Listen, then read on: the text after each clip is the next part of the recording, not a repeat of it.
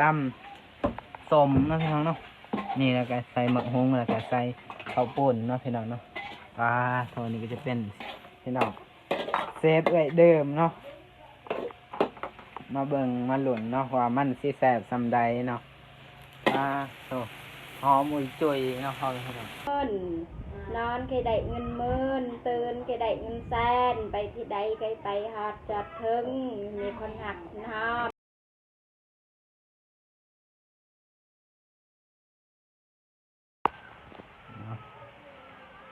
กราบทักทายสบายดีและสวัสดีพ่อแม่พี่น้องกองฝ่ายเบิร์ดสุขุทุกคนเนาะเพราะว่าจะอยู่ภายในและก็ต่างประเทศเนาะการยินดีต้อนรับเข้าสู่ซองบาวเด่นสแนลเนาะพี่น้องเนาะมื้อนี้เนาะน้องเด่นสีมาทายเรื่อยเดิมนะจ๊ะเรื่อยเนาะสีมากินข้าวนะจ๊ะสีพาให้FCแล้วก็พ่อแม่พี่น้องได้เบิ่งเนาะโอเคนะพี่น้องเนาะเดี๋ยวไปหาทางเรื่อยเดิมนะจ๊ะเรื่อยแดกเนาะพ่อแม่พี่น้องเนาะทางภาษาไทยกับเอื้อยแดกก็มันเป็นที่คำหยาบแล้วก็ขอโทษขออภัยเพราะว่าซื้อของเอื้อย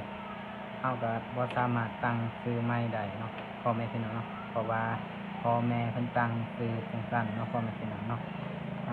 โอเคเนาะพี่น้องเนาะโทษพี่น้องเนาะ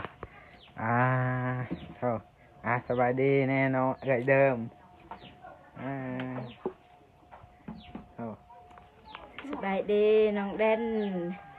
สบายดีเด้อพ่อแม่พี่น้องผู้ใหญ่ใจบุญทุกท่านสบายดี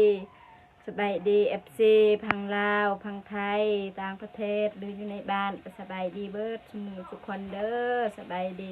ยินดีต้อนรับซองบาวเด่นชาแนลเนาะ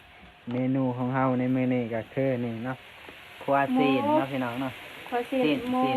เนาะพี่น้องเนาะของน้าบ่าวอานงเนาะซื้อมาให้เนาะแล้วก็สีตั้มสมเนาะพี่น้องเนาะนี่แล้วก็ใส่หมักฮุ้งแล้วก็ใส่ข้าวป่นเนาะพี่น้องเนาะตัวนี้ก็จะเป็นสีใส่แจ่วเนาะของพี่น้องเนาะแซ่บๆแบบนี้เนาะแล้วก็สีใส่ทั้งหอยเนาะของพี่น้องนี่เลยนะ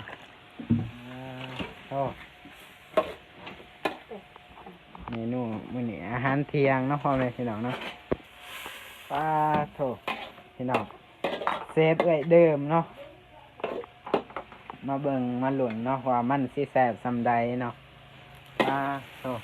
หอมอุ้ยจุยเนาะพ่อแม่พี่น้องนี่เนาะโอเคนะพี่น้องนะเดี๋ยวไปตัดตอนกินเนาะพ่อแม่พี่น้องเนาะนี่จะเป็นแกะหอยเนาะพ่อแม่พี่น้องแกมัน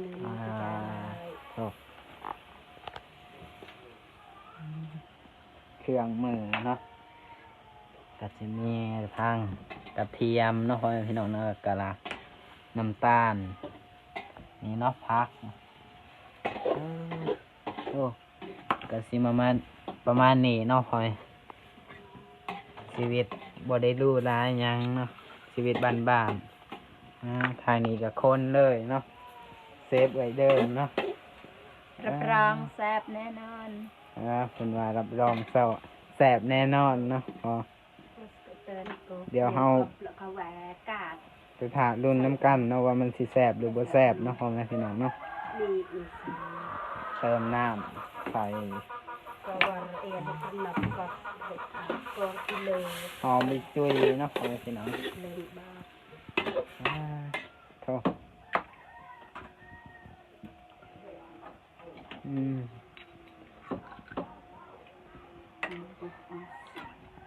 น้องเดิมไปเก็บหอยได้มาแต่ใสไปเก็บอยู่แถวน้ำห้วยโทนน้องเดิมกับเอื้อยไปเก็บเมื่อวานน้องเด่นเบื้องหลานน้องพี่น้องไฟก็ลุกแห้งเนาะพอพี่น้องเนาะได้จ่ายโอเคเนาะ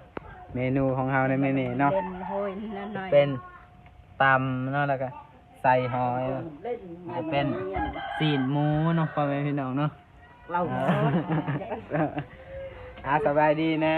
สบายดีทางเด้อสบายดีพ่อแม่พี่น้องเบิดทุกคนFC มากินข้าวนำกันเด้อมาแซ่บ มาพ่อแม่พี่น้องมากินข้าวนำกันเนาะนี่ก็จะเป็นเนาะไอคนรอเนาะแล้วก็เอื่อยซิมเนาะพ่อแม่พี่น้องเนาะก็โอเคเนาะพ่อแม่พี่น้องมากินข้าวนำกันโตพี่น้องเนาะตอนนี้เราก็กินข้าวเป็นที่เรียบร้อยเนาะพ่อแม่พี่น้องเนาะเท่าน้องพี่น้องเนาะเดี๋ยวสีน้องเดิมเขามาขอบคุณเนาะโบแมนเดิมเนาะน้องเด่นบอกผิดขอโทษขออภัยเนาะสีเดิมเนาะถึงมาเข้ากล้องเนาะพ่อแม่พี่น้องเนาะโตพี่น้องเนาะตอนนี้เนาะน้อง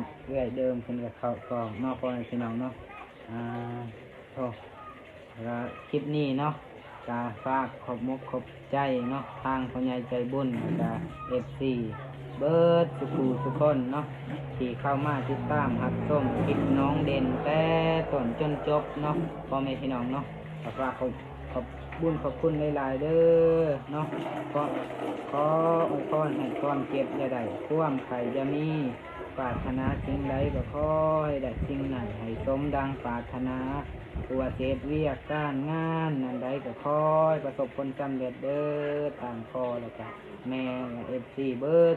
ทุกคนเนาะสาธุเนาะอย่าให้เรื่องขอบคุณเนาะขอบใจเนาะ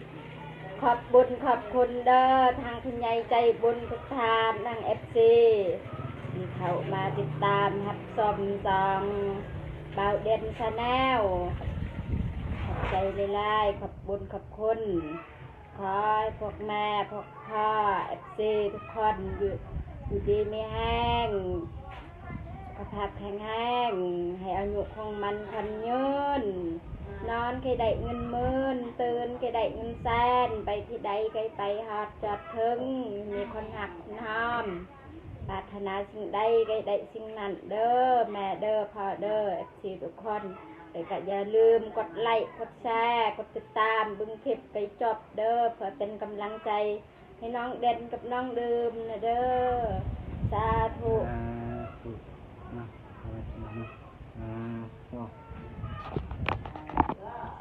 โอเคเนาะพ่อแม่พี่น้องเนาะสำหรับคลิปนี้ก็บ่มีหยังหลายเนาะพ่อแม่พี่น้องเนาะก็มาถ่ายตอนกินข้าวเนาะพ่อแม่พี่น้องเนาะก็อัปเดตนี่แหละชีวิตประจำวันน้องเด่นเนาะตอนนี้ก็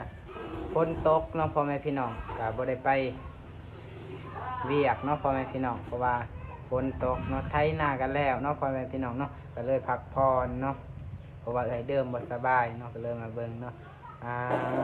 โอเคเนาะพี่น้องเนาะสำหรับคลิปนี้น้องเด่นก็ขอกล่าวคำว่าสบายดีเด้อฝากติดตาม EP ต่อไปในเด้อพ่อแม่พี่น้อง